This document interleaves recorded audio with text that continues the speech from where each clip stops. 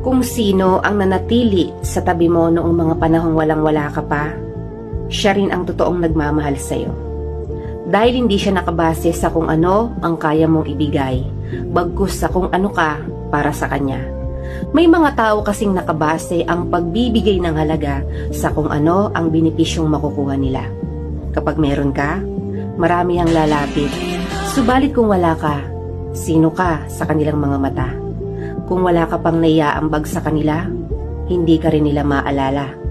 Hindi ka mapapansin at maiimbita. Dahil hindi ka papasok sa pamantayan nila.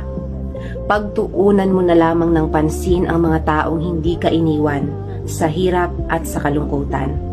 Noong hinahanap at binubuo mo pa ang iyong sarili, piliin mo rin sila ng paulit-ulit.